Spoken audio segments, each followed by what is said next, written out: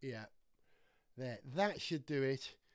And if I tell these people on this link that is everything done, then I can talk to you guys. Oh, nice to see lots of people arriving. Yes, Greco, I am an amateur broadcaster. Correct, correct. Um, uh, Let me give those people that link, and then we're up and running. Right, what are you drinking? You know, the idea of the Gareth Jones live stream is that we all hang out together and get to do a bit of socialising virtually under lockdown. And socialising usually involves a social lubricant. As you know, I'm having Penderyn. What are you guys drinking tonight? Or am I drinking alone? Don't tell me I'm drinking alone. That would be terrible. There's a delay, I think, of about 50 seconds between me actually broadcasting and you hearing what I say. So I have to wait for that to come back before I can hear what the answer to your question is. So technically, I'm speaking to you from the near future.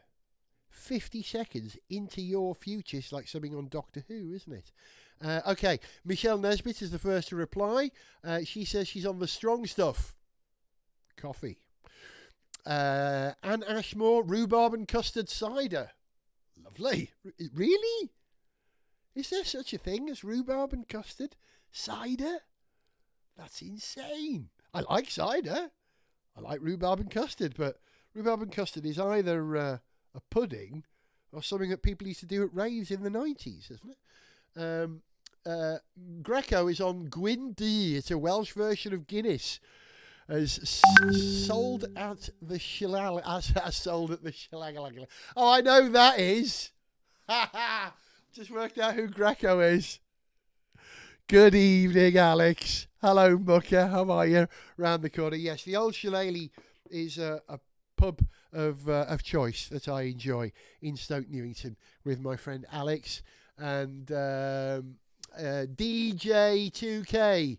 Yes, brothers, make it. Dorier, I think I say your name right finally, don't I? Dorier Boleskine. Dat was een ongelooflijk nomen to remember. She likes snakebite. Really? Snakebite? Can't even remember what snakebite was. Is it lager with cider in it and black currant? Is that what it was? I can't quite remember. Incoming messages, excuse me, on the personal line, the hotline. Raf's with us. Raf! Raf is a great friend and responsible for the GarethJones.tv website in many ways, and I'm very pleased that Raf's joined us because about 10 minutes ago he was watching a movie and decided to watch this instead of watching a movie. I don't know what the movie was, but it won't be as good as this. Ha ha ha. Or is it? Who else have we got here I haven't said hello to yet? Jack's Throwback Attack. Good evening, Jack. Regular viewer. Lovely to have you with us. You're in the Black Country. Of course you are. The Black Country, which, as you know, I consider hallowed ground. Hello, Raf. You can hear the bleeping on my phone, on the Gareth Jones on Speed phone. The bleeping, that sound effect is from Star Trek, of course. It's Picard's door chime, I think, isn't it, from The Next Generation? Or is it actually from Voyager? It might be Janeway's door chime from Voyager. Can't remember now. Hang on. What the messages have we got? Okay, my friend David getting the kids to bed. All right. Who else have we got waiting there? Mark Taylor. Good evening, Mark. I think you'll enjoy the space stuff that you'll see around today. The lunar module there. The command module there. And a NASA hat. Sorry, a NASA shirt, which I bought for something like $5 in a TJ Maxx. I don't buy rubbish, you know. In Memphis, Tennessee, in the United States of America last summer. Anyone else I've missed on the list? Check out Ms. Swaz, Violet says. I don't see Ms. Swaz. Got a bottle of chips. A bottle of chips. That's a daft drink. Very sensible daft drink. Where are you seeing that? I see. It's just arrived now. I thought I was the best director. Who is Miss Swaz? Oh, is it Michael? You are the best director, Michael. Michael Cumming, great friend of mine, partner in Better Television, man who directed me on the Children's Channel, man who made An Afternoon on the Moon with me, which, as you know, I think I've said on this before, was the apotheosis of my career in 1994, where we touched the heights. I think we achieved things with Better Television that we've not quite matched since. A 2.5-hour programme about the moon landing, which was an absolute pleasure to do. Okay, as I think everybody is with us now, it's probably time for a tune. We tend to have a tune at about this time, a simple tune.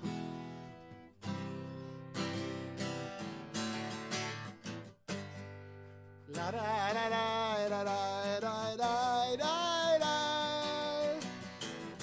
La da da da da da da.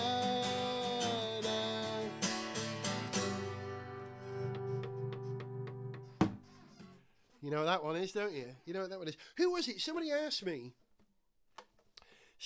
me recently on one of the social media, or was it on here? It was on here last week, and I didn't see the question until after I finished. And the question was, what was your greatest achievement with the alarm? What was the best thing that ever happened for you with the alarm?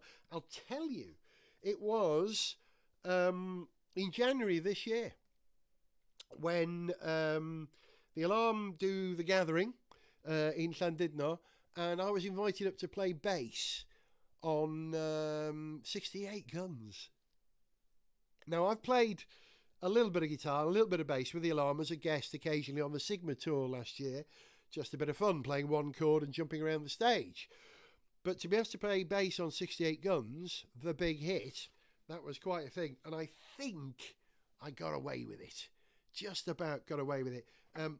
Look, I'm so proud, but my home screen on my phone is actually me wearing a green jumper and a brown kilt, playing James Stevenson's Les Paul bass guitar. And if you see my face, I am hyper concentrating. Can't get 68 Guns wrong. Let's see, what can I do? What song can I do for you that I won't get wrong? Should we have a go at this one? A David Bowie song. My favourite David Bowie song, I think, of all of them, because I have to change my glasses. These glasses don't work terribly well at that distance. These are better. That's better. Good heavens, there's people there. John Coombs has joined. Hello, John. Good evening. My favourite Bowie song, because it's got a huge vocal bit in the chorus, which I'm going to attempt to do. Whether I'll get away with it, I don't know, because I'm not David Bowie. Not even Davy Jones.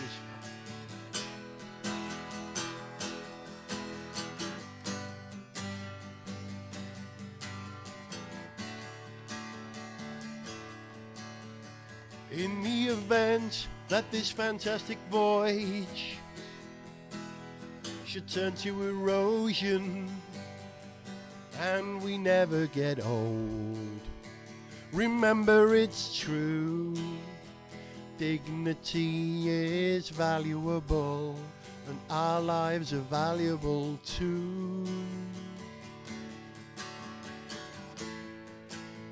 We're learning to live with somebody's depression, and I don't want to live with somebody's depression. We'll get by. I suppose it's a very modern world, but nobody's perfect, it's a moving world. But that's no reason to shoot some of those missiles. Think of us as fatherless scum, it won't be forgotten. We'll never say anything nice again, will we?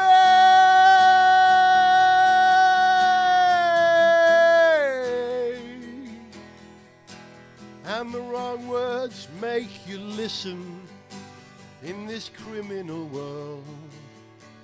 Remember it's true, loyalty is valuable, but our lives are valuable too.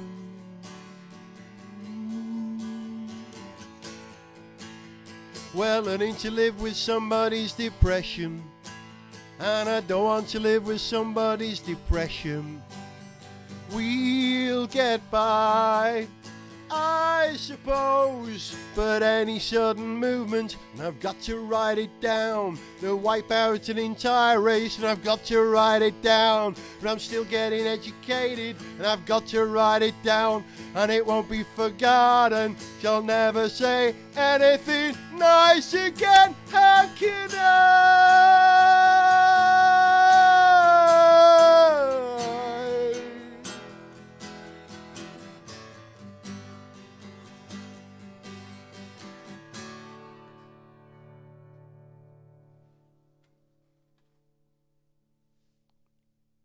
Did I get away with the big notes? It's that big. How can I? I love that. I went to a Bowie night with some friends recently. 18 months ago, celebrating Bowie's life. And we've been talking about favourite Bowie songs. And I said, I can't leave yet. You know, I haven't heard my favourite Bowie song, Fantastic Voyage. About 45 minutes later, when it was time to go, we all stood up, and as I stood up, Fantastic Voyage started playing. The magic of Bowie. It's on the album Lodger, by the way. Love Bowie. You know, I'm a big Slade fan, but everyone's a Bowie fan. I think you can apply to David Bowie something that Paul Morley, a journalist I adore, and Michael Cumming, you adore too. Paul Morley said about Queen, everybody loves Queen, even people who don't like Queen quite like Queen. That's my Paul Morley impression. And I think you can say the same about Bowie, even people who don't like David Bowie quite like a David Bowie song. Yeah, there'll always be a song that gets you. Adore Bowie, miss him. When he died, I cried. Never met him. Felt like losing a friend. Right. Oh, John Coombs says that the big notes were the best. Thank you. Got away with it for once. Dory enjoyed that. Thank you. Thank you, Val. James Ramsden. Hello, James. Can't beat a bit of Bowie. You can't beat a bit of Bowie. You can't beat a bit of butter on your knife. You can. If you like, what do you call them? Non-dairy options. Duncan Sykes smashed it. Thank you very much. The Laughing Gnome. Ha ha ha. He. What was my gateway to Bowie? My gateway to Bowie, I suppose, it was Aladdin Sane. That was the first Bowie album I bought. I always thought that Lady Grinning Soul, that wonderful piano part, was the Bowie Bond theme that was never used in a Bond movie. Wouldn't that be a great title for a Bond film? Bond will return in Lady Grinning Soul. She'll come, she'll go. She'll lay belief on you. Love David Bowie. How's it going? I did a David Bowie song. Well, actually, I did a song in the style of David Bowie for Gareth Jones on Speed. A song called Race Car Driver. And my Bowie impression's passable, but I do have a friend who does one of the best Bowie impressions you could imagine. Phil Cornwell, who used to be the voice of Gilbert. Phil, I got him in to sing it, did a great job. So go to my website, garethjones.tv, go to the Gareth Jones on Speed page, go to song lyrics, and you'll find the Bowie song. It was called by David Bowie. For copyright reasons. I've got super glue all over my fingers. I'm trying to get off from playing the guitar. Why have I got super glue on my fingers? Because I was repairing that lunar module earlier on today. Because it came out of retirement today. I thought we'd have something different in the background. So, Phil Cornwell, Gilbert. One of the things I promised I would do tonight on Gareth Jones Live is tell you guys the history of Gilbert the alien and how he got his name. Let's find a couple of pictures. Where are we? Television, radio and podcasts. Television, Get Fresh. Let's have a look. Who have we got here? Let's find a picture that I can show you. Let's see. How about... Where's he gone? Well, we'll start with this, shall we? We'll zoom into that so you can see it, and I'll select it so you can see it. There he is. Now, that is Gilbert at the very beginning. That photograph was taken in 1987. I said that like David Bowie. In 1987, when Gilbert joined Get Fresh, which was the second series of Get Fresh, because on the first series of Get Fresh, we had the Vicious Boys. You may remember the Vicious Boys. Have I got a picture of the VBs? Where are they? Where are you, VBs? Gosh. Not in that folder, by the looks of things. Not in that folder. But the idea of having Gilbert on Get Fresh... Here he is. Hang on. Here he is. Look at this. There he is. This Phil Cornwell laying Gilbert into his flight case with a note. There's a border television there sticker because it used to get mailed. Gilbert would be mailed all around the country and often went missing. He really did. But the story behind Gilbert is this. The first series of Get Fresh was presented by me, Charlotte Hindle, lovely Charlotte Hindle. Here she is. Look,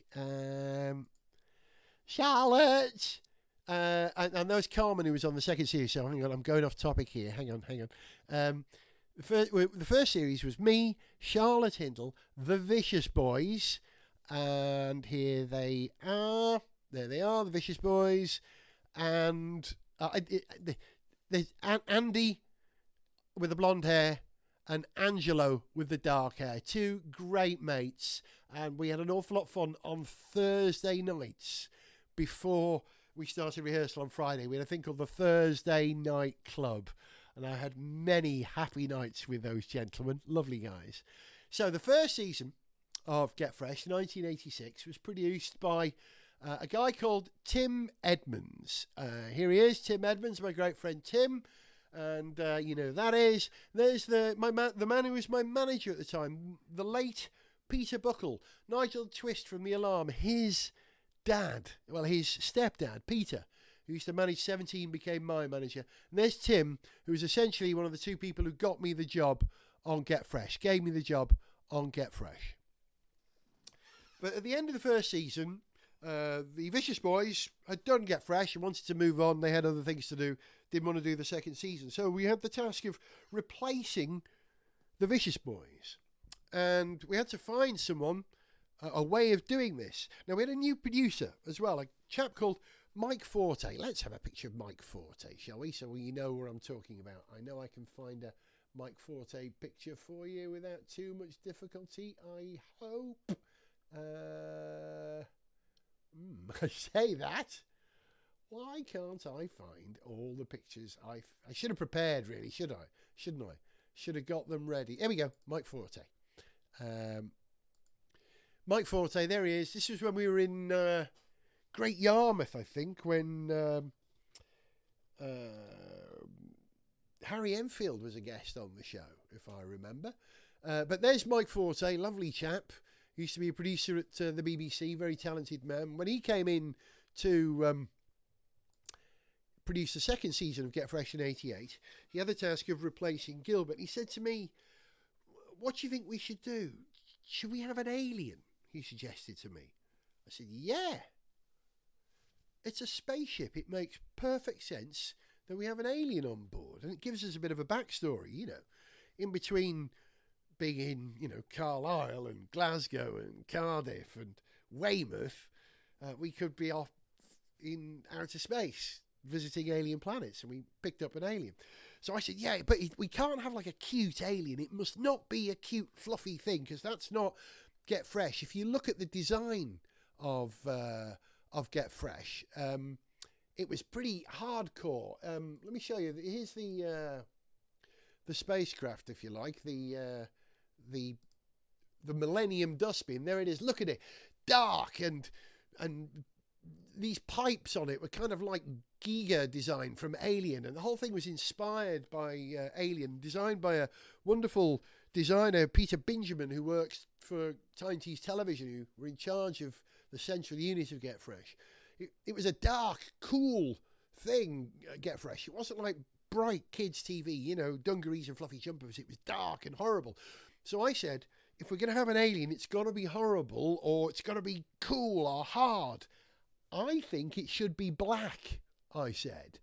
What I meant, I didn't mean like, yo, I'm a New York kind of alien. No, I thought it should be actually black, like the Sawns. There's an alien race called the Sawns, who were in a book I read a long time ago. Was it? It wasn't First Men in the Moon, was it? I can't quite remember. But the idea was that we should have a cool monster. So, a cool alien, I mean. So Mike Forte went to Fluck and Law, the people who make or made Spitting Image, and he asked them if they could build a puppet for us. I may have told you this story before, but they said, yeah, we can make a puppet for you. It'll cost £25,000, which was a lot of money in 1987. And but what they did, they made Gilbert up of bits of mouldings that they sort of had in stock. For instance, the mouth, I think the lips are Ringo Starr's lips from the Ringo Starr puppet. The body was the Janet Street Porter germ. They depicted Janet Street Porter as a sort of a virus of Spitting Image and used that as the body. The eyes, I think, were Mick Jagger, and the ears, I can't quite remember, and this sort of wonderful punky Mohican that Gilbert had. And these are actually piano wire surrounded by latex foam. And they were really hard. They were really nasty. You could get hit by them. They would really hurt. And in fact, I think it was at the Western Supermare show? Donny Osmond was a guest on the show and got into a bit of a ruckus with Gilbert. I don't know, he took against Gilbert or something, and Gilbert sort of moved forward quickly, and the spines on the top of his head swung and thwacked Donny Osmond on the top of the head. Wow. And he punched Gilbert. Who'd punch an alien puppet on a kids show? Gotta watch those Osmonds. They used to do a bit of jiu-jitsu, didn't they? But anyway, we didn't get a black alien, but we got something even better. A really snotty alien who had multiple personality disorder, thanks to the genius that was Phil Cornwell, the voice of Gilbert. And I don't know if I've shown you this before, but hang on, here he comes. There's Phil Cornwell and me and a couple of bottles of wine, and Ian the Fish. Ian the Fish there was Gilbert's best mate. Ian the Fish, my darling, won't you marry me? The song that Gilbert sang a long time ago. Slightly nuts we were in those days. Very nuts we are to this day. I did actually call Phil earlier on and ask if I could talk to him on the phone about Gilbert whilst I'm doing the live feed. But he said, no, I'm going to bed. He goes to bed early. He gets up very early. He goes to bed very early, Phil. But Phil, oops, no, we don't want the countdown. We want me. Phil, a remarkable man who reinvented himself and saved himself from a very dark period in his life. And I'm very proud that he did that. He's a wonderful man, very talented, utter flipping lunatic. No, really. Right, let's have a look at the questions. What have we got? Any questions that you want to ask? Hi, Gareth from Rue and Paula. Oh, hello. Rue is my my niece's other half. They're in Rows-on-Sea in Colwyn Bay. Cheers, Samai and a Gogledd. Da glywedor hodych di.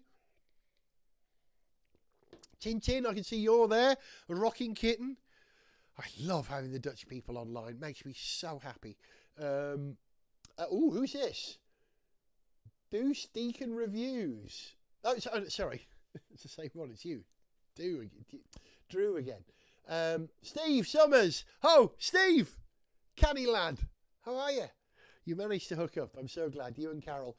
Kisses to both of you up there. Steve Summers is a GP and his son is a doctor in the hospital in Leeds. They are both on the front line of the coronavirus epidemic. So let's have a virtual round of applause for personal friends of mine who are putting themselves in the front line to save people. So an applause here. And if you could just write the word applause in the messages here to Steve and to John. There it is. VB's got applause in there. How wonderful. If you guys could just applaud them virtually. They do incredible stuff. Incredible stuff. Okay. What else? Other messages we got. Wagyu. Wagyu is laughing his backside off. Hello. The statutory off-road notification from Tony Taylor. No idea what that's referring to, Tony. Perhaps because this is like I'm 50 seconds into your future now, but I'm sure it'll explain. Yes, James Ramler says the Vicious Boys did American football in 1987. Yes, that's correct. I think that was why they left Get Fresh to go and do that. And in fact, I was asked to be the host of Channel 4's American football coverage a year or two later, maybe 89. And I don't get ball sports. I really don't. Rugby a little bit. So you'd think I might be able to follow American football, but I studied it and I studied it and I just couldn't get passionate about it. And I'm lucky. I've only ever made programs about things that I'm passionate about. And I couldn't get into rugby. So I said to Channel 4, thank you for the offer, but I don't think I'm the right man for this. Dorry says that she used to believe that Gilbert was real. Gilbert was real and still is. Always has been, always will be. Raf, talking about Bowie. Oh, I've gone back in time now. Yeah, how sad it was to lose Bowie. Yes, quite right, Raf. It truly was. Truly was. Okay, any questions? Do you have any questions that you would like to ask me now? Remember, there's a 45-second delay between me saying this. Sorry, 50-second delay between me saying this and you getting it. So I'm going to have to fill while you think of any questions. Perhaps I should ask you a question. We've established what it is you're drinking this evening. Can I ask you a question about when you first saw me on TV? What was the first thing that you saw me on? Was it Get Fresh? Was it How To? Was it The Big Bang? Was it Tomorrow's World? Was it Gamepad? Was it this? Is this the first time you've come across me? That's entirely possible. It truly is. Okay, a question from Tintin, Rocking Kitten. When life gets back to semi-normal, I don't think it ever will, do you think you'll ever come to the Netherlands? Or Holland, you say? You could try an electric car challenge here. We have plenty of chargers. Yes, I would love to come over to the Netherlands. Last time I was in the Netherlands was for a Toyota car launch. We drove around the Zuider Zee. In a Toyota Verso hybrid. Wow, maybe 10 years ago now. And I haven't been there since. I am long overdue in Holland and down in Limburg. Not in Holland, but in the other part of the Netherlands. I loved Maastricht. In fact, no, that was the last time I was in the Netherlands. I stayed in Maastricht when I went to the Belgian Grand Prix in Spa-Francorchamps. a few years ago. That was fantastic. But yes, I would love to come over, maybe do some electric car stuff in the Netherlands. That would be great. Okay, Yolanda. Hello, yo. Hi, yo. Get Fresh is her point of contact with me. John Coombs says it was Music Box 85, and if you lived in Yorkshire, you would have seen it from probably November 85, I think, on ITV, because Yorkshire Television carried it from midnight. Dazzle Monroe! Dazza! Hello, mate. Now, Daz and I were in the process of forming a band with a girl called Danny, who is the singer in a Slade tribute act called Slady, who are phenomenal. I'm sure I've mentioned this before, but Slady, if you like Slade, but want to see a young version of Slade, go and see Slady. They're a 4-piece, all-female Slade tribute act, but they are more than that. They're not just a tribute act. It's often tribute acts to old people who play songs by older people. These are 4 young people who play with verve and energy and absolutely nail the energy of Slade. I was hoping to see Slady at the Water Rats in London, but thanks to the lockdown, the gig was postponed. But I have seen them a couple of times. They're amazing, and I should be at the first Slady gig I can be as soon as it opens. So Daz is a great mate of Danny from Slady, and we were in the process of forming a band. And I think I've got a name for that band, by the way, now. Am I going to announce it on here? No, I can't. I've got to tell the other members of the band first, but I've got a great name for the band. Okay, Duncan Sykes says it was How To when he first saw me. Yep, so that was 89 to 2005, in that period there. Ms. Swaz, I saw you in the green room of Border TV's Look Around in 1986. We were both guests. Yes, Michael, we were.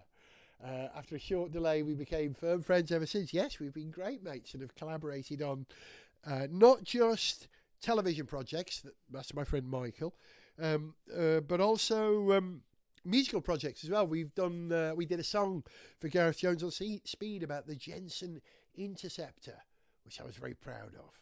And I've got another song in the style of Mark Bolan to record with you soon, Michael. That'll be fun. Jack's throwback attack. Yes, you got it. Violet's just telling me something. Hang on. So he says he remembers a how to tell if a spider is dead. Do you remember? Oh yeah. I didn't see that. Jack says he remembers that now on how to tell if a spider's dead. And it's not because they're standing still. No, because spiders do that a lot. They stay very, very, very still for a very long time. It's one of the things that they do. How do you tell if a spider's dead? He's like that. He's all crunched up. Because basically, spiders are pneumatic. Like a hose full of pressure, a fluidic pressure. And because they have an exoskeleton, the way that spiders stretch out is by extending the pressure inside so that it reaches out like that. When you reduce the pressure, they retract. And when a spider dies, all the pressure inside the body starts to shrivel up. And that's why the legs go like that. That's how you tell a spider's dead. How can you tell a spider's dead? They're all crunched up like that. Well remembered, Jack. Very good. He also remembers a how. Oh, another one. What are you saying, Violet? Another, yeah? How they did tricks in silent movies by reversing the footage. Yeah. Gosh, I think that maybe... sorry, Violet just said that Jack remembers a how about how they did tricks in silent movies by running them backwards. Yeah, I think that may be one of Fred's hows. I can't remember if I did that one. But I did learn a Slade song backwards once. The song, Kill 'Em at the Hot Club Tonight, which I've sung on this very programme, is a Slade B-side, which I loved so much when I was a kid. I used to listen to it, and then I would play it backwards. I would put the stylus of the record player in the middle of the record, spin it backwards, and listen to the song backwards, and it would go, Smeander smalk na havalik up, Smeander smalk na havalik up, Oh, much gap and awesome in the Fibidweek. Oh, Fibidweek, at last this week. Has gone feel lots of head and lots of here and on it, here and on it. That actually is the end of Kill 'Em at the Hot Club Tonight backwards. And if you have the ability to grab that bit of audio and reverse it and play it along to the reversed end of, or reverse it and play it the right way round to the Kill 'Em at the Hot Club by Slade, you will realise that that's pretty accurate. Get Violet to wave at us, says Tintin, rocking kitten. No, she's shy. She's over there in the darkness. Violet likes the darkness, the dark places. Oh, hang on. Here she comes now. Thank you, Violet. She got little hands for a woman. Very little hands. Paula Gregory, do you remember the Children's Channel? I think it was on Sky. Yes, Children's Channel. Well done, Paula. I was on Children's Channel. This is where I met Michael Cumming. 89, I think, to 95 or 6.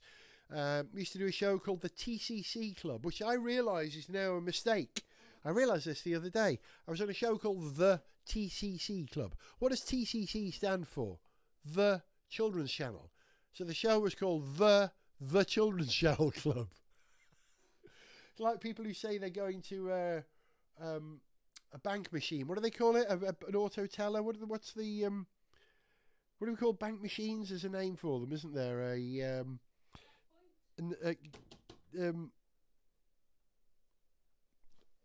There is a 3-letter acronym for bank machine. I'm going to have to look it up. My mind is stalled for a moment.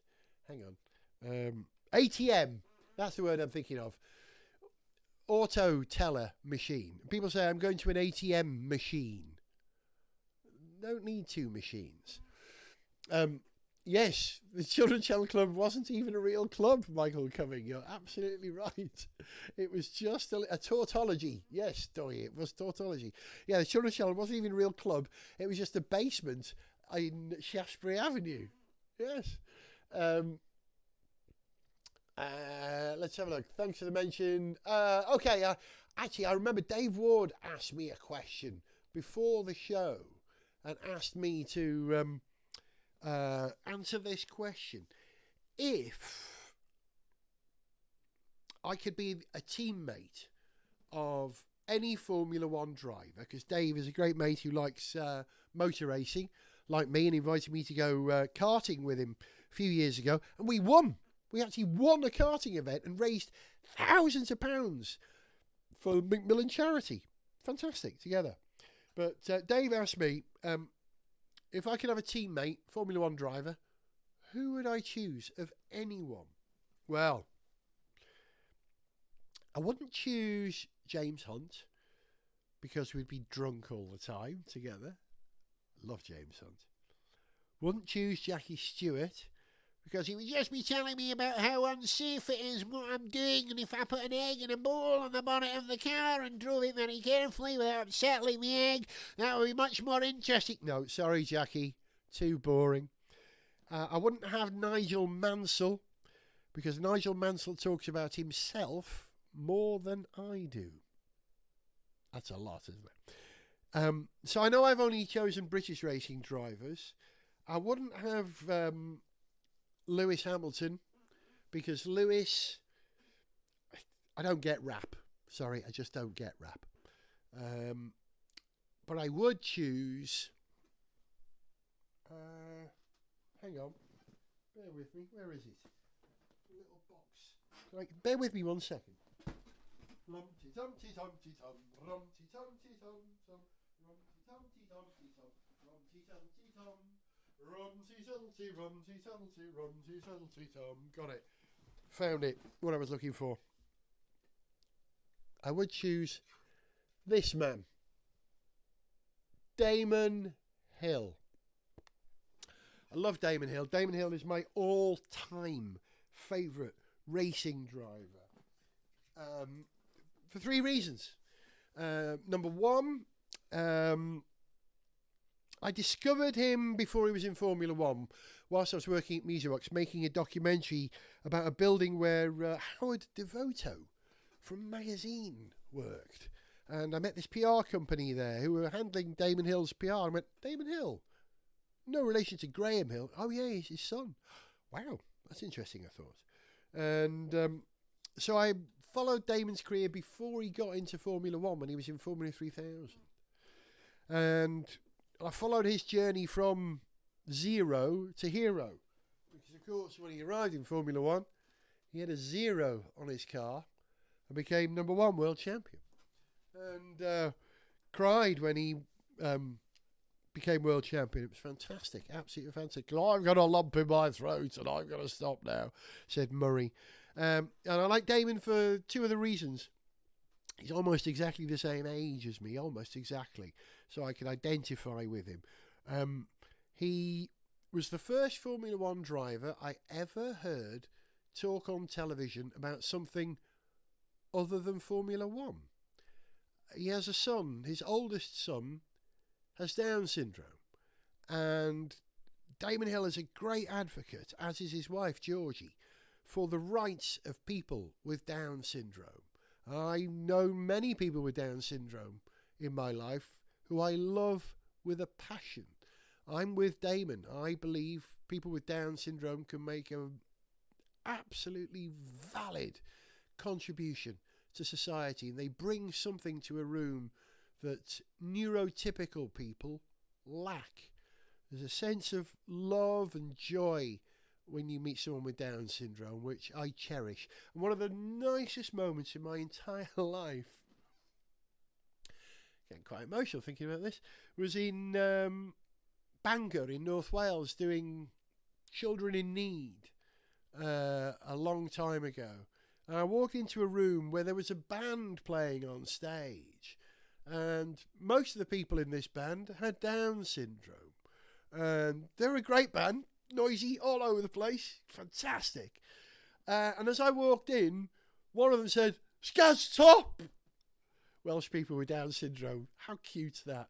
And he just leapt off the stage, the lead singer of the band, came over and hugged me.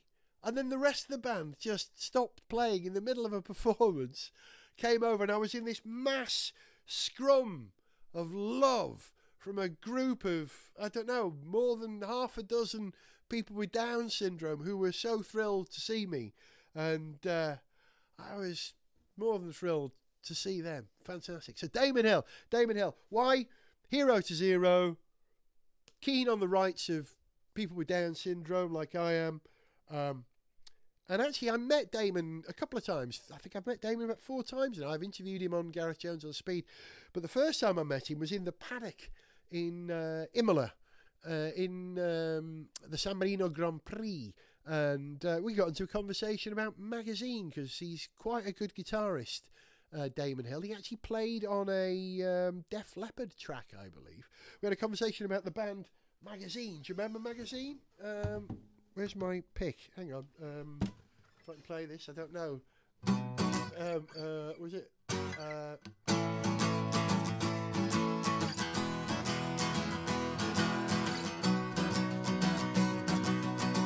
It starts in B, doesn't it?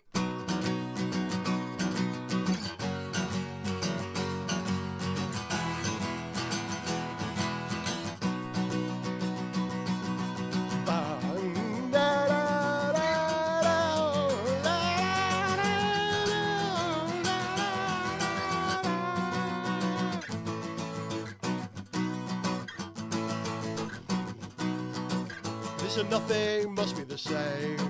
No eagles just... Hey, enough. Yeah. Magazine. Love Magazine. Oh, Dave Formula. Oh, Barry Adamson, isn't it? Oh, Howard Devoto. Oh, lovely. Okay, Dave Parry. The best thing I ever saw you in live, Gaz.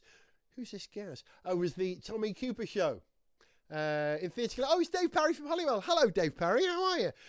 Yes, I was in the Tommy Cooper show. Hang on. Where's he gone? I know. There he is. as Tommy Cooper. As Tommy Cooper. I tell you what, as marvellous. I went into a coffee shop the other day. I said, can I have a cappuccino? Do you know how to make a cappuccino? And the man in the shop says, yeah, of course I do. I'm a barista. I said, there's no need to be embarrassed. Everyone's got to learn sometimes. I didn't play Tommy Cooper. I played Tommy Cooper's manager. And that was great. Great privilege to do live theatre around the world, especially in Theatre Clwyd, where my whole career started. My God, it's 10 to 10. Where's the time gone? Wow. Okay.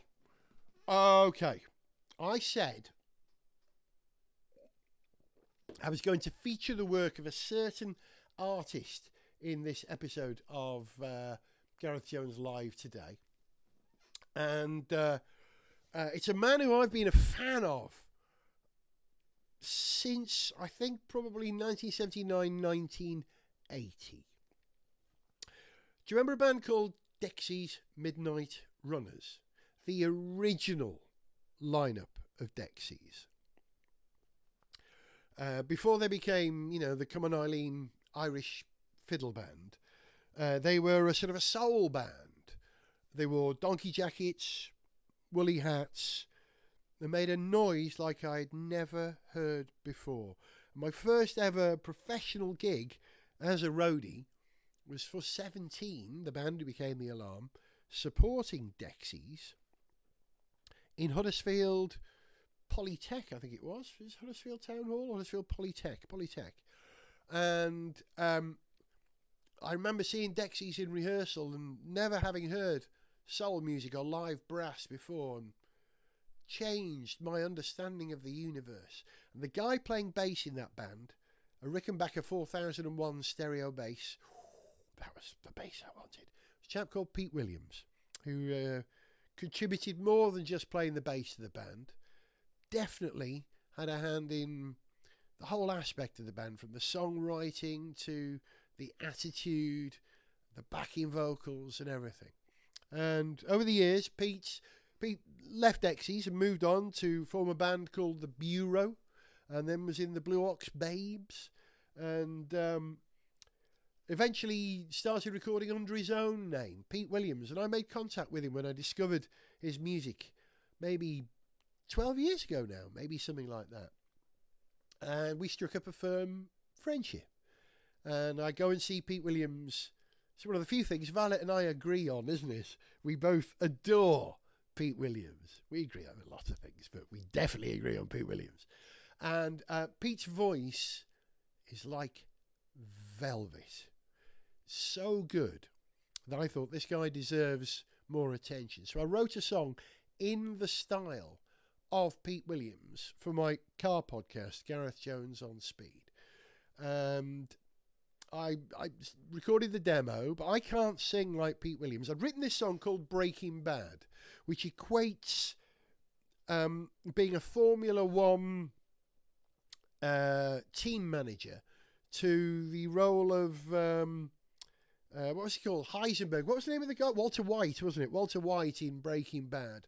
Walter White was a desperate man. He turned to making drugs, amphetamines, to raise money for his cancer treatment. And if you run a Formula One team, one of the things that they say about Formula One is that it turns billionaires into millionaires. It eats up all their money. And I remember Eddie Jordan being desperate with his Formula One team and ultimately having to sell it. So many great names in Formula One go bust. Tyrrell, Lotus. These are all names that have gone by the by. BAR, they're a great name.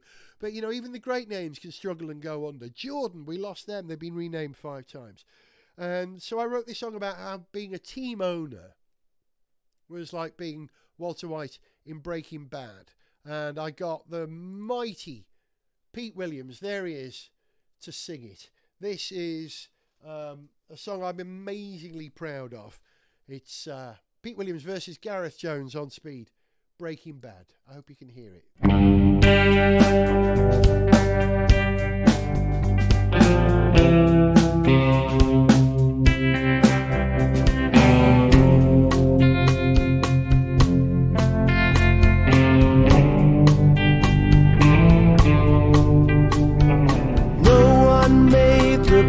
prediction that I'd get snared by this addiction.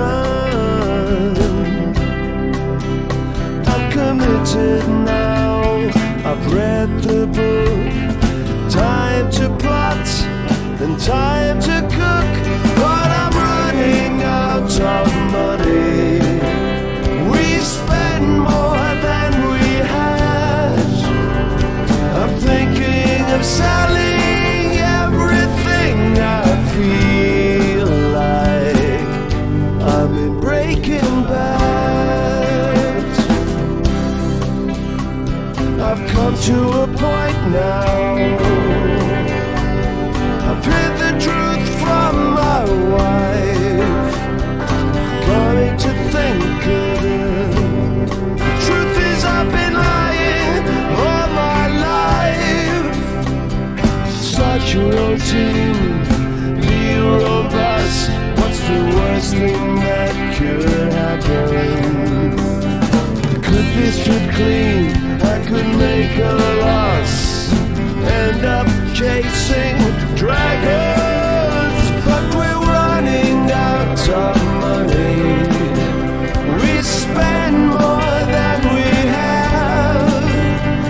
I'm thinking of selling everything. I feel like I'm in Breaking Bad. At the beginning, it was alright. Everything was going fine. We had a chassis, an engine, sponsors and cash. It seemed like a good idea at the time. I brewed up a mixture. Science was on my side. We made it to the grid, almost. God love us. We tried, but I'm running out of money. We spend more than we have. I'm thinking of selling everything I feel, like I'm in Breaking Bad. But I'm running out of money. We spend more than we have. I'm thinking of selling everything. I feel like I'm in Breaking Bad.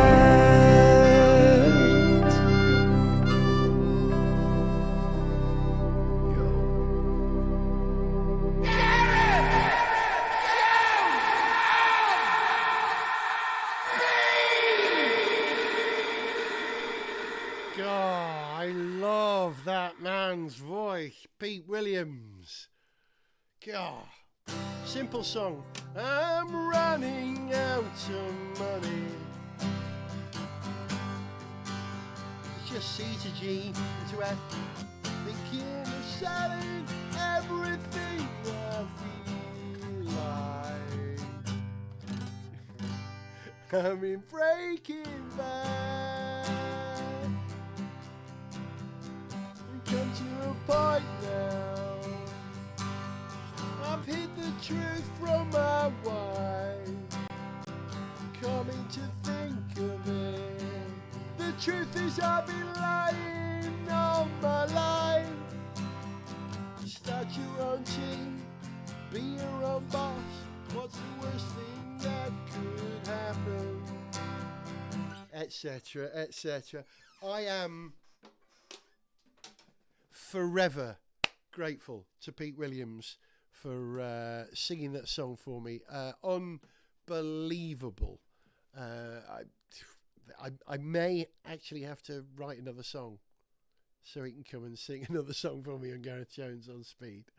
In fact, yeah, I am looking for collaborators. Actually, I want to convince Pete Wiley and Kirk Brandon to sing two songs I've already recorded loosely in the style of Wah and Theatre of Hate, but I'd love the real people to come and sing it. I wonder if I can persuade them. Now, whilst that song was on, I noticed that because I'm bi-streaming, I've invented a new term, multi-streaming, not only to my YouTube channel, but also to Facebook, that there are an awful lot of messages going up on Facebook that I haven't responded to. So I'm going to respond to them. Pete Cole, the scene in Tommy Cooper in your pants is so funny. I don't remember that. Rachel Knoll. Rachel, another one of my Dutch friends. Hello, Rachel. Lily El Sayed reminded me that the term is ATM that I was looking for. Edward Kopic. Hello. First time I saw you was on How To. Yes, How. We got to a lot of people on How To. Something like 6.5 million people per episode, I believe. Jane Gosling. First thing I thought when I saw you was floor. Thank you very much. I'm going to stop reading these. It's becoming the Gareth Jones fan club thing. This is Pete Cole. What was it like working with Danny Minogue? Brilliant. She's great. I love the Minogues. I love all three Minogues.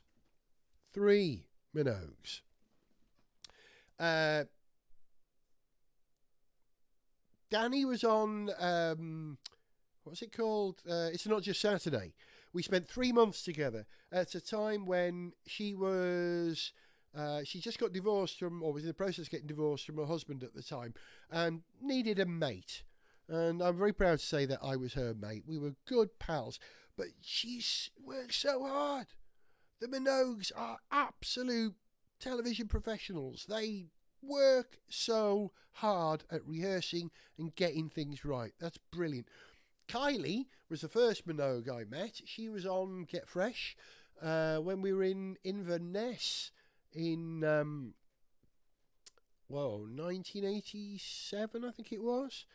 Actually, I've got a really good Kylie Minogue story, but I'm going to save that for another time. And the third Minogue. Who's the third Minogue? Brendan, their little brother, who is a TV cameraman, who looks exactly like Danny and Kylie, but is male. Really, you look at him and go, yeah, you're a Minogue, aren't you? Straight away, it's obvious.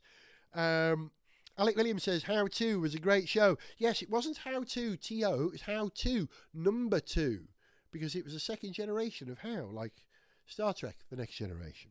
How To says, we've said that, Craig Judd. Lewis Andrews, hi Gareth, just tuned in a bit late to the party. Great to hear about Get Fresh. What a fantastic show. Memories of you humming 68 Guns on it all the time. 68 Guns still in my head to this day. When did it come out? 1983? Was that 37 years singing that song? Wow. Rachel Knoll applauding from the Netherlands for Steve Summers and John Summers. That's wonderful. Ellie Hughes, applause. Simon Jones, applause. Thank you for the applause for the people who work in the NHS, my friends who work in the NHS. Edward Kopic, applause for them. Lots of people with applause. Alec Williams, Kirsten and Mountjoy. Craig Judd, you too. Craig Judd whooping. Lily Elside saying that's a crazy story about Donny Osmond. Yeah, Donny Osmond. The Osmonds, don't get me started. Actually, I made my stage debut playing an Osmond, doing an impression of Jimmy Osmond. You know, Longhead Lover from Liverpool. They rewrote that song for me to do in a sort of a youth theatre review show in 1974 when I was 13. And the song, if I remember, actually I sang this on stage in Salt Lake City last year on the Alarm tour. When I was introducing the Alarm and doing a bit of spiel for about 20 minutes, I told them that I had a lot to thank Salt Lake City for the Osmonds. And I sang this song, which went like this. I'll be your friendly bus conductor from Conaskey, and I'll take you anywhere you ask. I'll take you down to Baggerstor to Northup Hall for a ticket or a school kids pass. And nothing could be nicer on a summer's day than a trip to Oakenhall to Mossy Dock. I'll be your friendly bus conductor from Carnegie on your friendly local Crossville Cronk. Crossville was a local bus service in North Wales in the 70s. And, hello, Carl Young from Holywell. You'll understand all the references in that song. And I got a huge cheer from the people of Salt Lake City for singing that song. I had to thank them. They helped start my career, you know. Andrew Reese says, hi, guys. Pete Sheedy is in D-side. You'll understand all those references as well, Pete Sheedy. Make it so, number one. Pete Cole, number one. Andrew Horns, just be grateful the chime isn't followed by Chakotay wandering in and complaining. It doesn't make any sense. How many times did Chakotay in Voyager, because that's what that message is all about, how many times did he say, it makes no sense? It doesn't make any sense. You could cut a montage, at least an hour long, of Chakotay saying, it doesn't make any sense. Pete Sheedy, hello from Flint. More people in the North Wales massive. You'll understand the Crossville song as well. Rachel Knoll, who is drinking Pinot, a French traditional drink made from cognac and wine. I know. Very nice. Darren Dobson, big hello from Sunderland. How in the northeast. Cronenberg for Alec Williams. Good choice. Grieg Dalgleish. How? Yolanda, spiced rum and coke, and a large one. Dalwhinnie. Greg Godwin is how Dalwhinnie. That's a very rare scotch, isn't it? Very nice. Kirsten Mountjoy, you're drinking alone until I stop teleworking in an hour. I don't think I'm drinking alone. I'm drinking with hundreds of friends. Actually, I get the impression that I'm a massive drinker because every time you see me on this, I'm drinking. But the truth is, I have a rule. If I drank yesterday, I don't drink today. So I never drink 2 days on the rum. And actually, in the last week, I've only drank on 2 nights. And this is one of them. So I save it. This is my Friday night out, you see. It's the big thing.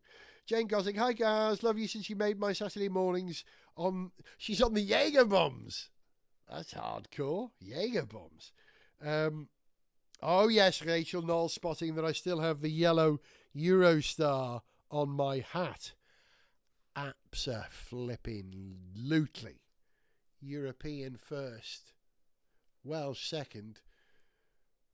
Citizen of the planet third. British 24th. In there somewhere is citizen of the United Federation of Planets, I think.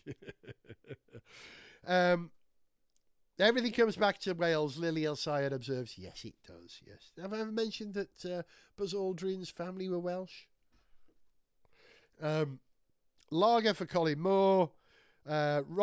Strong tea for Andrew Horns. Good choice. Rob Saunders, yawn. I assume that's yawn as opposed to yawn. They look the same, you see. If you write the word I-A-W-N, in English it looks like yawn, but in Welsh it means yawn, which is fine. And there are 12 more comments. Let me have a look. Hi guys, Alec Williams, Rob Saunders. What did Rob Saunders say? Yes, buddy.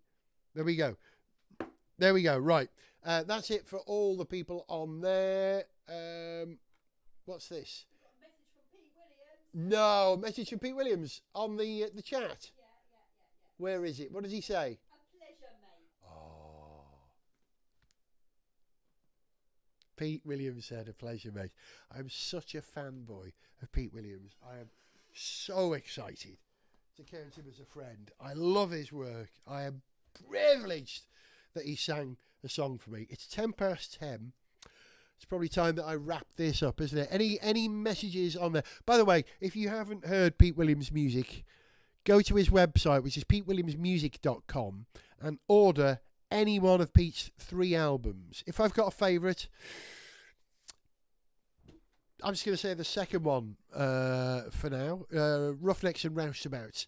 But the first one's phenomenal, and the third one's incredible. They're all amazing.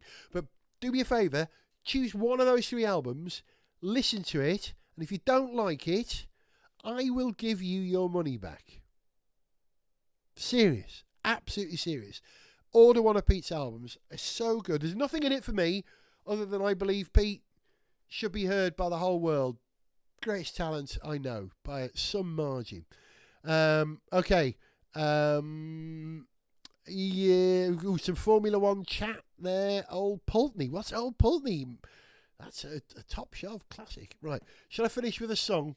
We do generally finish with a song. Someone asking, James Ramsden, will there ever be another Brawn story? We're talking about Ross Brawn, the way that he formed a team and won the World Championship in his first attempt. No one is ever going to do that again. I mean, that's just incredible, isn't it? That's quite an achievement. Okay, let's finish with a song and a shot. Here's a song which I've loved again since about 1973, and no, it's not a Slade song. Unusually, not a Slade song. By the way, have you noticed my guitar's got new strings? Sounds really bright. Isn't that great? But they're phosphor bronze strings, so they sound bright for about a day, then they go dull. So I better record a song quickly. Okay, here's a song which features acoustic guitar. You'll know this one, I think.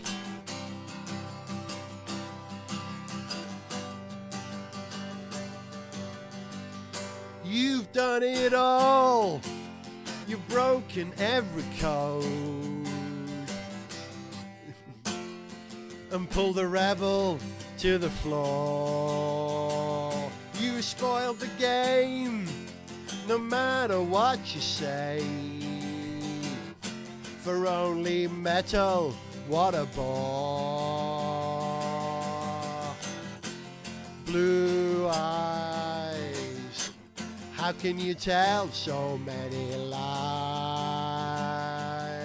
Oh, come up and see me, make me smile. Oops. Do what you want to, running wild.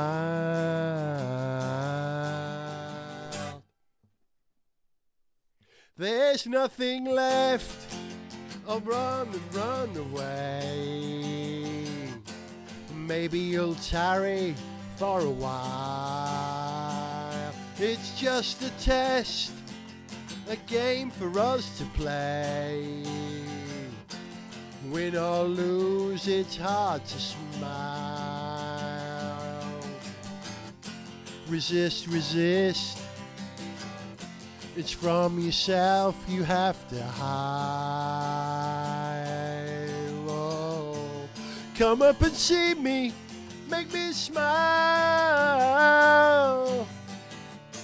I'll do what you want, running wild. Now this is the bit where the guitar solo comes in, and it goes bam bam bam bam bam bam bam bam bam bam bam bam bam bam bam bam, something like that.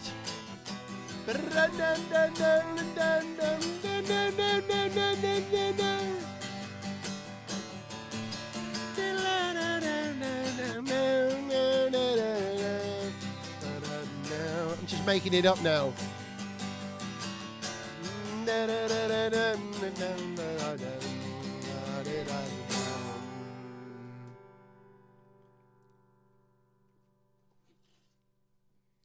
There ain't no more, you're taking everything.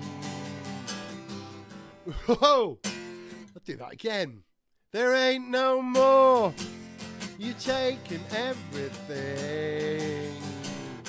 From my belief in Mother Earth, can you ignore my faith in everything? 'Cause I know what faith is and what it's for. Far away, and don't say maybe you'll try.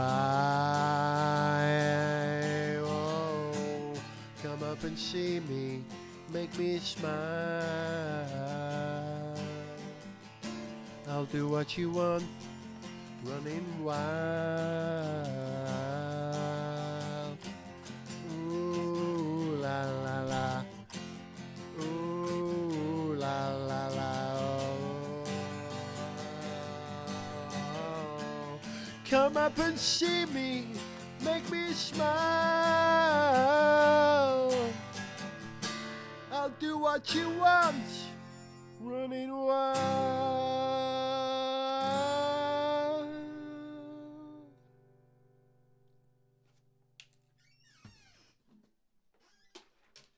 That's it. You've been watching and joining in Gareth Jones Live. Thank you very much for your contributions.